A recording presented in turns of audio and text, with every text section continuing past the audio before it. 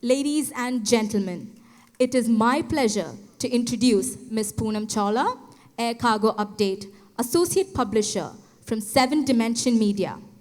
Without further ado, I'll hand over to Poonam to lead our panel discussion. Good evening, everyone, and a very warm welcome to the Legacy of Awards 2025. It's really wonderful to see each one of you here today. Before we start our panel discussion, I would like to share a few facts and figures. The Middle East and Africa region plays a very strategic role in the global air cargo and logistics sector, serving as a critical bridge between Asia, Europe, North Africa, and Africa. In 2025, carriers in the region, they recorded a positive growth, signaling a notable rebound in aviation activity. The Middle East cargo saw a growth of 2.3% year-on-year, marking a 5.6 percentage points improvement with March 2025. Africa posted a stronger growth of 4.7% year-on-year and hence reflecting 17.9%. Collectively, these figures underscore the resilience of the MEA air cargo logistics market. When we talk about the market performance and growth trends, the Middle East market experimented a mixed performance in the early 2025. From January to August, Middle East air cargo demand, it fell by minus 8.4%, with capacity down by negative of 1.2 and a load factor decline of negative of 3.2 percentage points. African cargoes reflected a recorded minus 3.4 year-on-year demand increase and a 5.4% rise in capacity, leaving the cargo load factor to 39.5%. I just thought that before we start our panel discussion, I wanted to share these, few figures, which I'm sure each one of you are aware here, but just to reiterate how our industry is performing in 2025, where do we see the opportunities, where do we see the challenges? This is just to set the stage for our panel discussion. We want to make this panel discussion as interactive as possible, and hence I would request each one of you to participate in it. It's not a, one-way dialogue. It's more of a communication, and that's the whole, I would say, the essence of this gathering and each one of you who are present today. And we have some really very expert speakers on our panel. So probably we will go through these, figures during our discussion. I would like to invite Mr. Hamdi Osman. Mr. Hamdi is the founder and CEO of SolitAir Cargo Airline, a company which is dedicated to transforming air cargo logistics by connecting the global south and driving economic growth. Before founding SolitAir in 2022, he had a distinguished 34-year career at FedEx, retiring as the Senior Vice President for Europe and the Middle East, the Indian subcontinent and Africa, a huge portfolio. He oversaw operations across 132 countries, managed 51,000 employees, and was instrumental in directing logistics during the Gulf War. He is an active investor and holds various executive and honorary board positions, including a chairman of the board of directors for Innoventures Educational Investments. He is also a long-standing member of the American Business Council for the UAE. A big round of applause for Mr. Hamdi.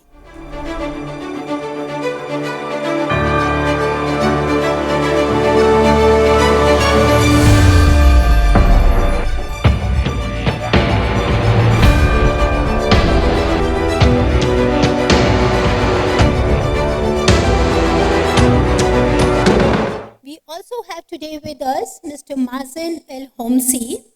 Mazen is a seasoned aviation professional with over 3 decades of experience in the Gulf air cargo industry. He is currently the regional director for the International Air Cargo Association, TIACA, where he promotes and implements key industry policies. So we know whom to get hold of today when we are talking about policies and regulatory things. He is also a holder of an MBA and a Bachelor of Science in Computer and Information Science. He specializes in sales, commercial operations, logistics, and supply chain management.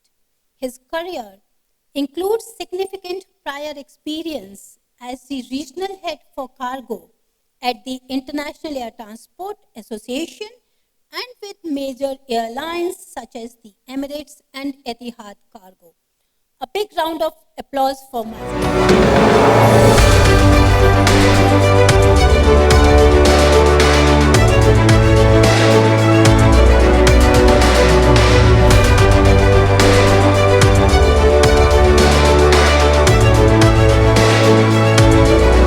Our panel today is predominantly, I would say, it's dominated by the air cargo airways, though we wanted a mixed representation, but anyways. So next we have Ryan Colaco, Commercial Director, Coyne Air. Ryan joined Coyne Airways in 2011 as part of the customer services team, bringing with him 4 years of experience in ground services at Kingfisher Airlines, as well as expertise as a load controller and ground dispatcher. Over the past decade, he has played a key role in strengthening customer relations and developing operational excellence across the business. Now serving as commercial director, Ryan leads Coyne Air's commercial strategy while driving growth initiatives, fostering partnerships that supports the company position as a trusted specialist in global air cargo.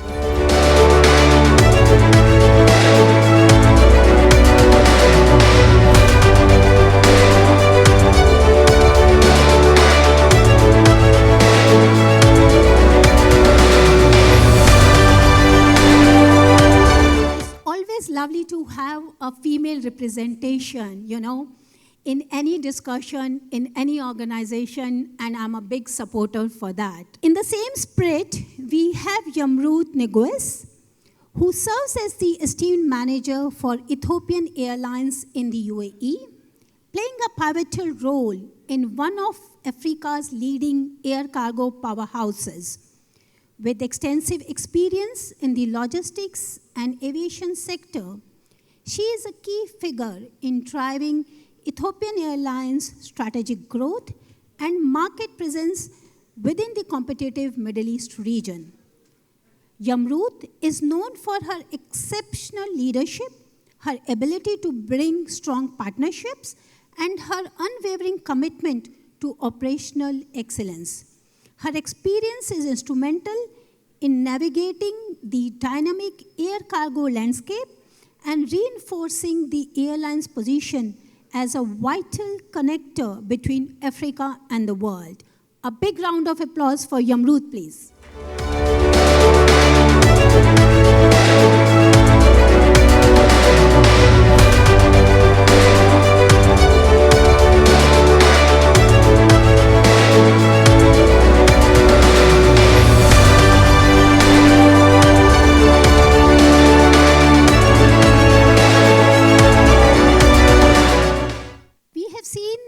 The first 6 months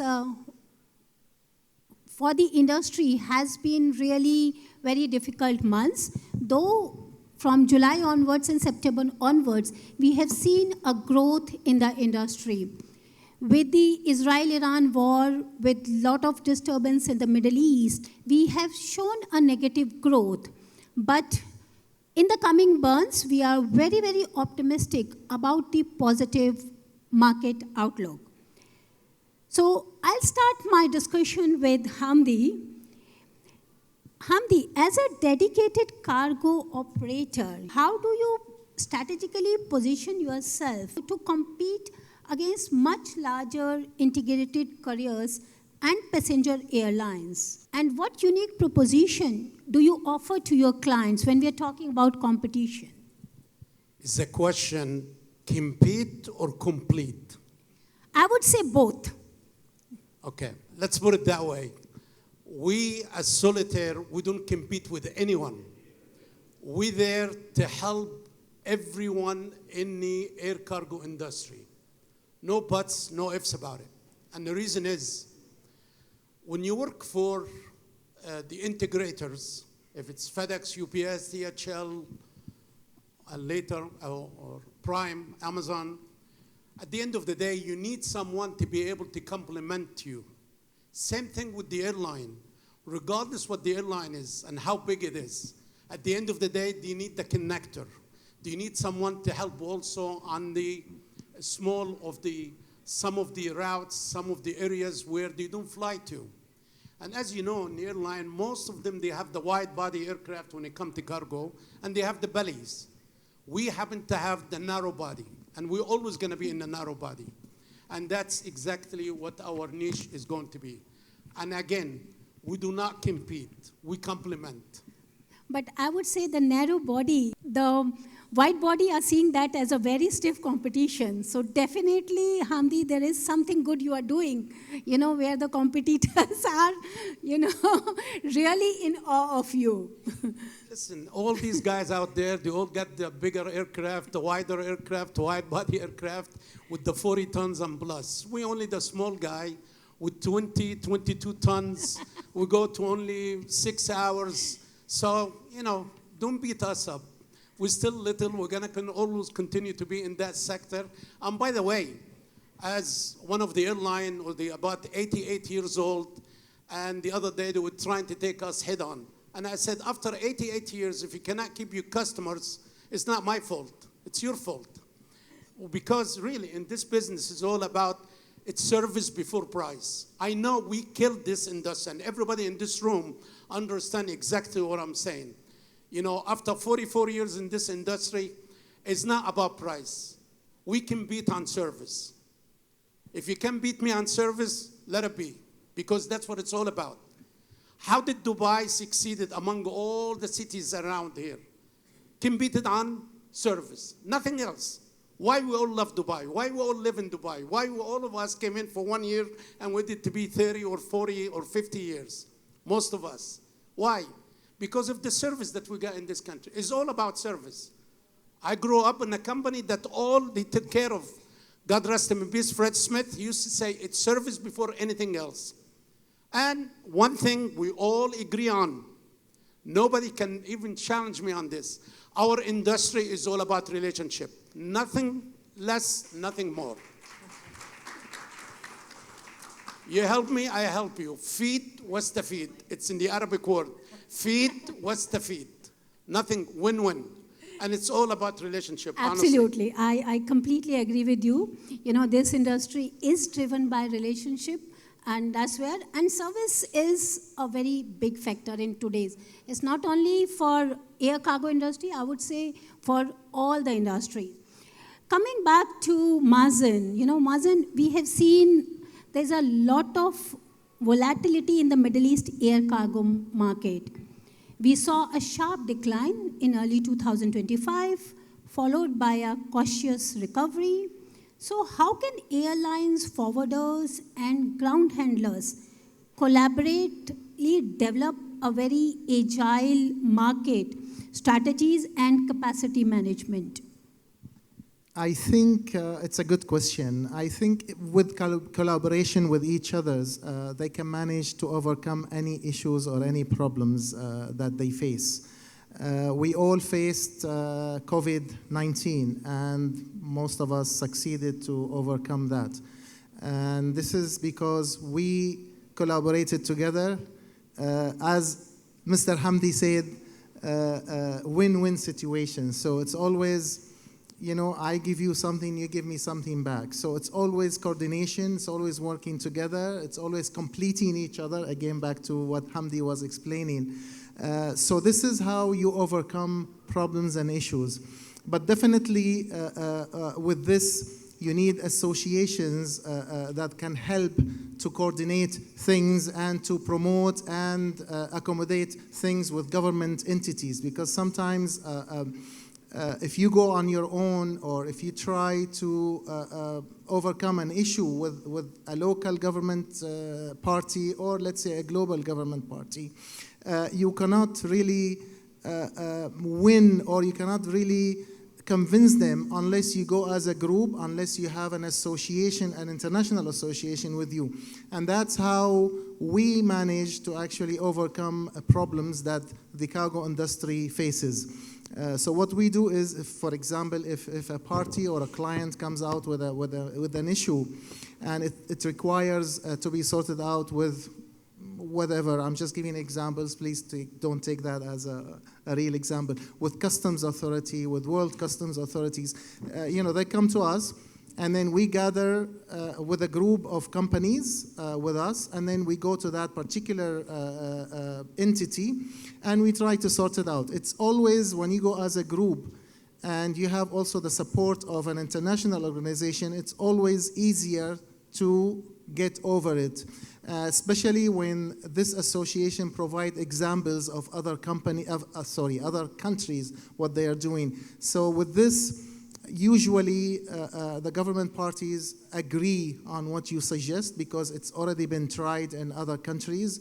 There are foreign can take TIACA support. Exactly. So you all know, if you're stuck somewhere, whom to reach out to. Yes, definitely. Yeah? Definitely. So we have Mazen's word here that he support everyone. Yeah. Yes, definitely, Yes. of course. So coming back to Yamrot, given Ethiopian Airlines' role as a leading Pan-African hub and its ambitious growth targets, how do you balance, managing capacity on a global scale while addressing the sharp market volatility to ensure consistent profitability?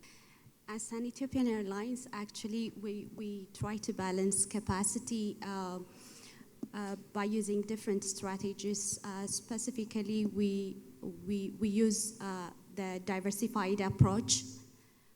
We have, a vast network, especially on the passenger side. We have over 130 networks throughout the globe, and we also have plus 70 dedicated cargo networks.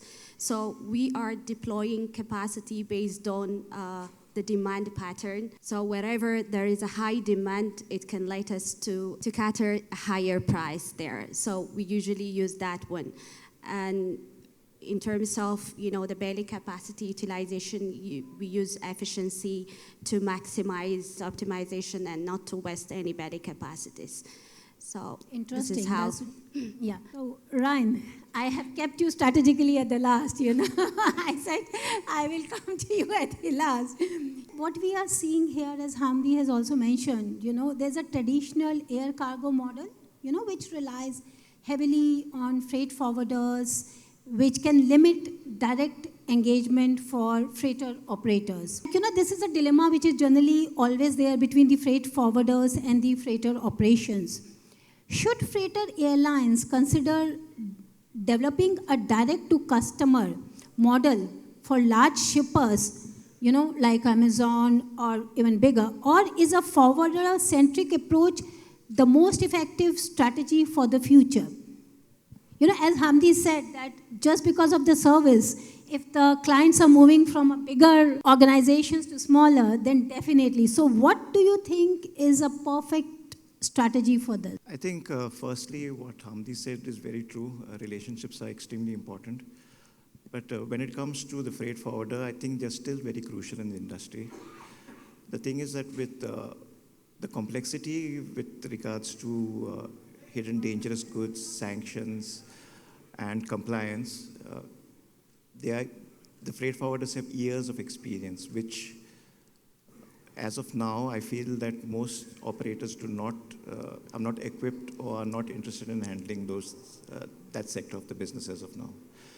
Now, coming to, as you said, bigger companies like Amazon, I mean, they're the larger e-commerce companies have already built their in-house logistics and freight forwarding. But again, it only concerns probably the larger e-commerce companies. As of now, I think the market is very forwarder-centric, and and if you go to say it, whether it's either or, I would say no. I think it's more of a hybrid model, where, as I said, it's more forwarder-centric when it comes to the remaining of the market. That's interesting.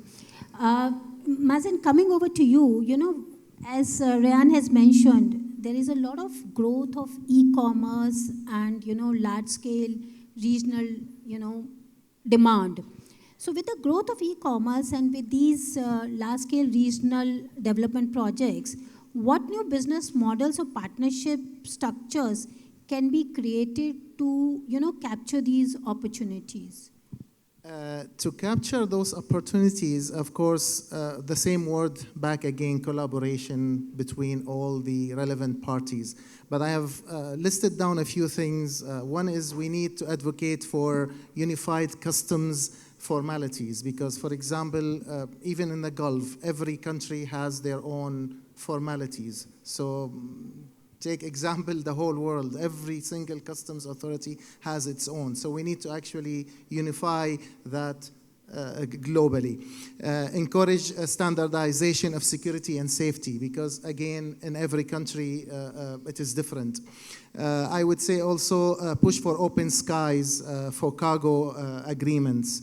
This is very important, to have. We need to all follow maybe where I used to work for IATA, the one record, which is very important, e-cargo, e-airway bill. So we need to follow that and we need to push for it. It's very important. We need to also lobby for paperless trade initiatives with customs authorities, with GCAAs around the globe. We need to advocate for green corridors, of course, because this is also very important. We need to also to push for harmonized training, where a person is trained on something, he can go anywhere and apply that training. Currently, maybe it's not the case because, sometimes you get a training and you can only do it in that particular city or country. It should not be that way. We need to also cater for visa for those workers to make sure that countries allow those staff to come in either on temporary basis or on permanent basis. So we need to lobby for that also. Hybrid air and road models where, for example, an aircraft, lands, then straight away there should be a truck waiting, to grab the cargo and then move with it to a nearby country, a nearby city, whatever the case is. So we need to also do that. Cross-industry alliances between different parts of the trade, of the cargo, between airlines, freight forwarders, authorities, and a lot more actually. But even if we can apply those in the next couple of years, that will definitely help us move ahead. Mr. Hamdi, your thoughts, because I remember when I had a discussion with you, you mentioned that, we are in a very, very strategic location, Dubai and within, I think you used a phrase which was very, very interesting, and I will ask you to share that, in terms of the, Dubai being the central hub, and we have airports within 4 hours of, and so how do you see this e-commerce, the growth of e-commerce as an opportunity for the, air cargo airlines? Sure. I see a lot of young people in the audience, so I'm going to speak on behalf of the old-timers who've been in Dubai for the last 35 or 40 years. Before you came to Dubai, or before Dubai became the gateway, the Indian subcontinent, the gateway to Africa was Dubai.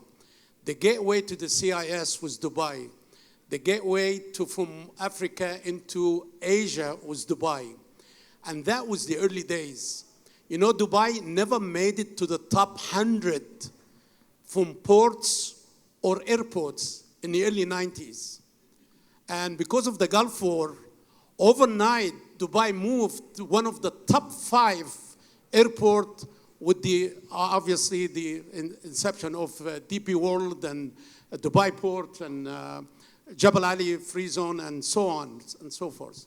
And as a result, you saw all the integrators start coming in and using Dubai as the hub, you know, by using the hub and the spoke system. So from the DHL, the FedEx, UPS, and all that. Although DHL use Bahrain, because Bahrain, as you know, 20 minutes saving in the aviation if you're going from east taking it over as a result where Dubai is today. Now, having said that, what Dubai have created, the open sky policy, which is none of the African country got it yet, and especially from South Africa to Kenya and so on and so forth, fighting cargo. Why? The economy of any, or the spine cord of any economy is what? Logistic, cargo. If you want your country to prosper, open sky. The Egyptian to protecting their national carrier. Guess what? The national carrier is dead. Every African country you think about, other than Ethiopian Airlines, I do have a lot of respect for them now because you're on the stage. And actually now today, Ethiopian Airlines is also running Coyne Airways. So it's great to have these kind of things. But anyway, it's really tough to see this is happening. Now, let's go back. What Mazen have said, all the things he indicated, is really, it's very important. The only problem is, if you go back to the early 90s, the Isa Baluch of the world, the Ashok Thomas of the world, and Ahmed, His Excellency Ahmed al-Banna of the world, and Ali Jalaf, and all that. This generation, they took head on and open what you see today. What you really enjoying today is because of hard work was done early 90, and we fought a lot of country to open up. And that's what we're missing right now. And I tell you know, when I arrived in the US back in 1976, America was equal to India of today. Back when India, you cannot go trucking from one state to the other. You have to file on each border for each state. US was that way. Most of the young people here would not remember that. Even flying between one state to the other, you have to file to go from one state to the other. And during President Carter, FedEx took it head on and fought there in the Congress, and they opened the air sky in the US and then later on into Canada and into Latin America. And the same thing with the trucking network. And that's what we need to do now. Need to all put our hand together. Doesn't matter what you are, if it's a freight forwarders or an airline or a logistic, whatever it is, we need to put our hand together, because I believe, and I strongly believe, custom should be privatized. PPP, whatever it is, because look what happened in the GCC. When we moved it from what it used to be, by the way, it used to be 34,000 items you have to file with customs. And you used to have to pay, like a lot of country does right now, each item you have to pay anywhere from 5% all the way to 100%. Forget about Orange, our Orange friend, what he's doing right now with the tariff increase around the world. Forget about all of that. But today, we got our own problem in there. When the GCC have unified custom, look what happened. Anybody in custom would tell you this, any government official would tell you that. They made more money today with the 4% that they have ever done before, when they were doing it 16%, 20%, 30%. It was a chaos. Look at Australia. Look at some of the countries in Europe. It's a disaster. Why? Because, again, when there is no system that, you see, we say, humanize the exception, automate the routine. What is the routine? Same packages coming in, e-commerce is coming in at certain, well, automate that. That will speed up the process. And we all know, it's only 17% of the goods get inspected. Except in the nut, of course. I cannot say anything other than that. But 17% of the goods get inspected in almost every airport, because you cannot be able to do any of that unless the country is backwards. So I think in our industry, we all have to put our head together. We'll be able to fight it in a good way, in a way that will contribute it back to the economy of each country. And if we're really gonna open up because remember, put politicians aside, it's all about the business people. And if the business people really look at what's best for all of us, we will be able to win that war against the politician in a lot of these countries. So, coming back to this discussion, how do SolitAir then compete when we're talking about, global operators and when we are talking about passenger airlines belly cargo capacity? This is one part of the discussion, okay, we can, UAE has an open policy and everything, but how do you compete with that? And what is, your key differentiator? Please, let's not talk about... Yeah. You're going to let me give a little bit of a secret of ingredient for SolitAir. Remember one thing, we're really not there to fight with anybody. Wherever country we arrive, Mazen Mamlouk, myself, and the team, the SolitAir team in here, when we arrive in any country, the first thing we do is, what's in it for them? When on that plane, before we arrive, before we meet anybody from civil aviation or custom or anybody, it's what in it for them, how we can provide service to them. We show them the benefit, what they're gonna have before our benefit. It's all about them before us. And this is what I said earlier, it's all about relationship and all that. And you have to deliver what you say. We're not perfect. Even SolitAir in the beginning, remember, we're under 1 year old.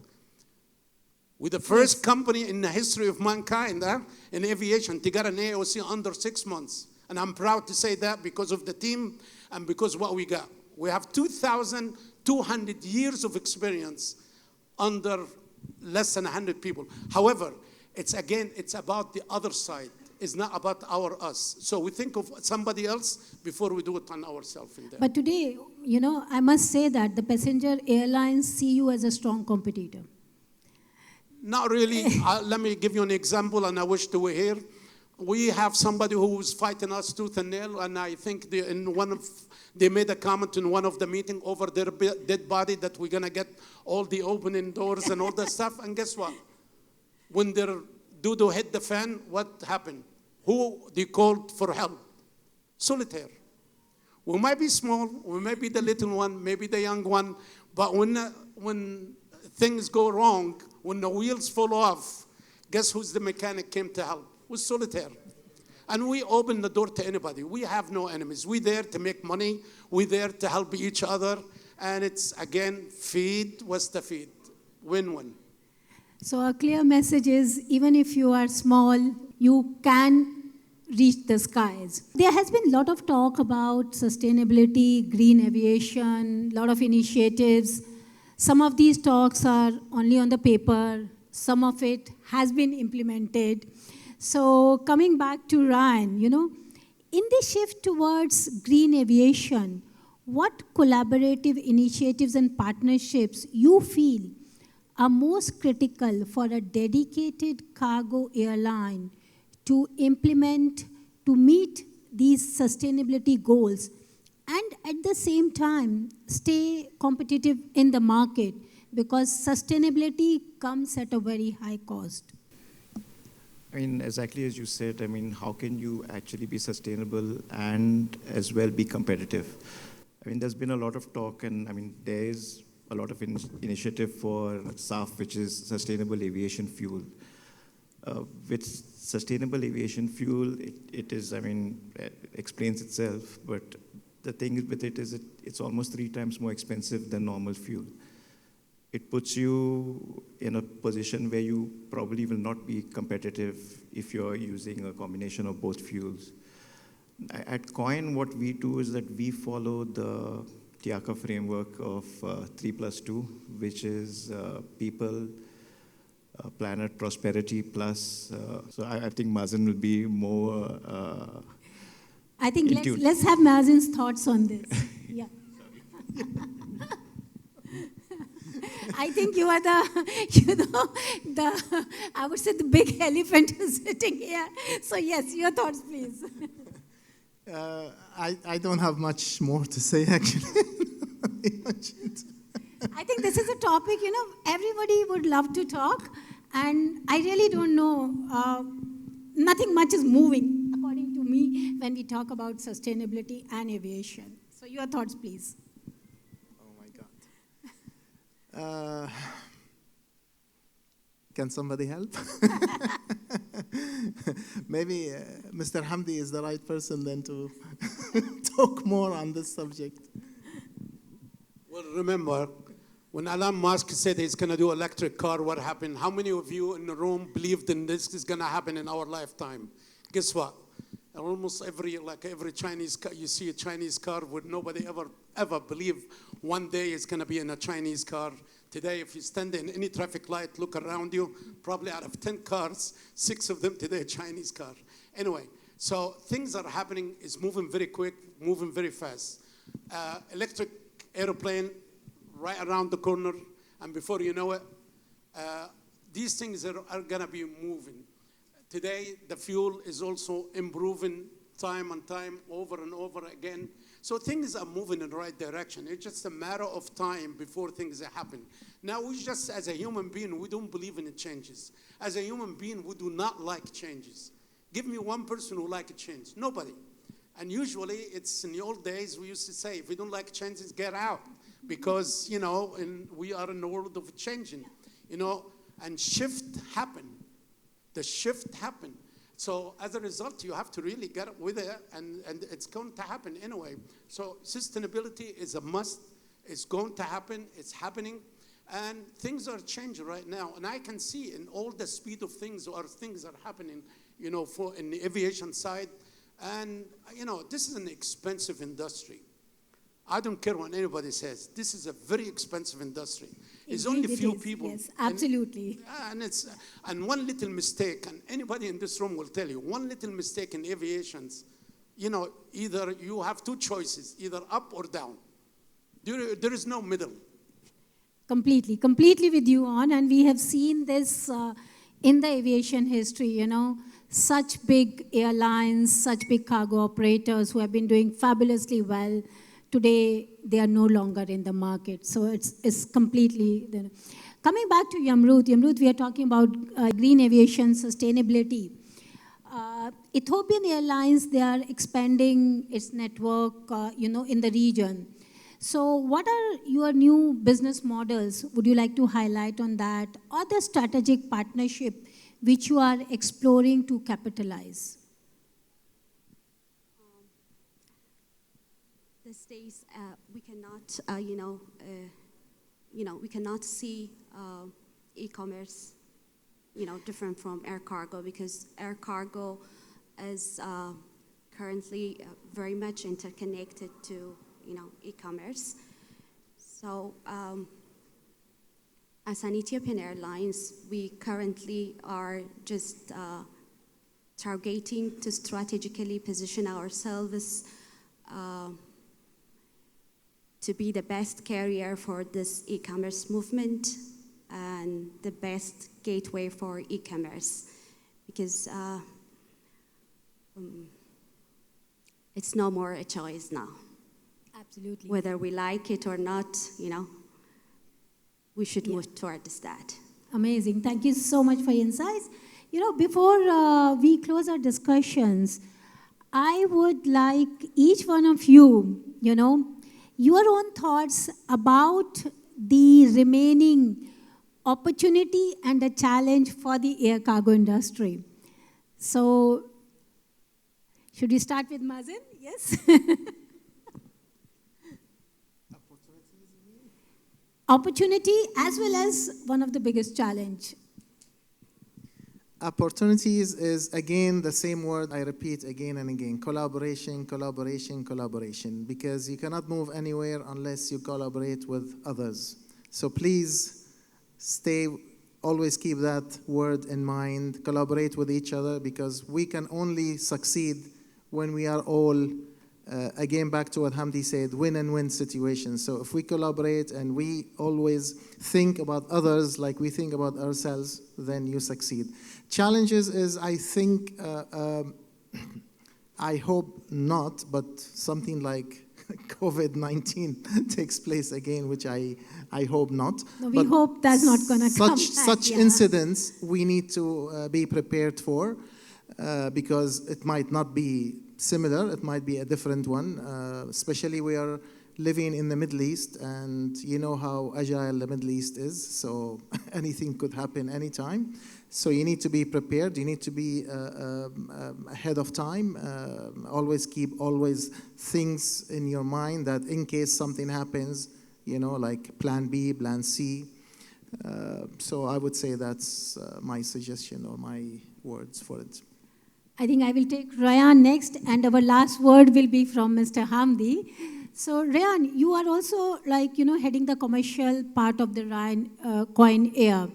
So what do you see as the biggest opportunity in the coming months? Let's not talk about the challenge. Let's talk about be more positive, be more optimistic. Yeah. I think if you look at opportunities, it could be also, as he said, his orange friend has now introduced a lot of challenges to the US market. So it could be an opportunity for us in general in this region and being a hub between Europe and Africa and the Far East. So I think that could be a great opportunity that we should be looking forward for. The peak season is coming up, hopefully. Yes. So I hope that we can all take advantage of this, and it will work best for all of us. Absolutely. Our last word goes to the most senior member of our panel. Well, I would say the biggest opportunity for us, in my opinion, I think our organization, our logistic, transportation, aviations, it gotta be a technology with transportation on top.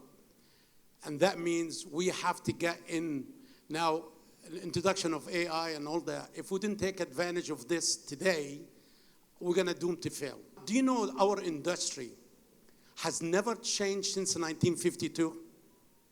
Think about it. I thought it is changing a lot with so much of innovation and digitization. The logistic way of doing freight has been the same since 1952, has not been changed.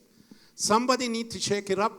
Forget about, I'm not talking about integrator. Remember, integrator is door to door. First mile, last mile, and in a middle mile. And we're talking about the middle mile where everybody is in here, the freight forwarders, the air cargo companies and all that. It's the same traditional. Nothing really new into that. So the only way we're gonna wake up and you wanna make money, you have to get into the technology side of it. We have to be a technology companies with transportation on top. If we didn't do that, we're gonna miss out. That's one. Two, if we do not put our hand together and keep the main thing, focus on what we do best. I have our friend Nasser here in the Blue Orbit, for example. He focused on Asia. If he focused on Asia only, and somebody else is focused on the Middle East, somebody focused on the Indian subcontinent, somebody else is focused on Africa, and so on and so forth, we're all gonna make money. Focus and keep the main thing. When you stop making it, why a lot of them, they're missing out? Because they wanna be everywhere. You can't. Trust me, you can't. You can have all the wings you want. You need 4 wings, not 2 wings, to be able to do everything and all that. So if we all focus on keeping the main thing, we're all gonna make money and not fighting each other. And last thing is, in the old days, you used to say, the loyalty of a freight forwarder is 5 cents. Guess what? Now it's 1 cent. And we have to stop that because we're killing each other. A round of applause for this, I think. Thank you so much, Hamdi, for all these insights.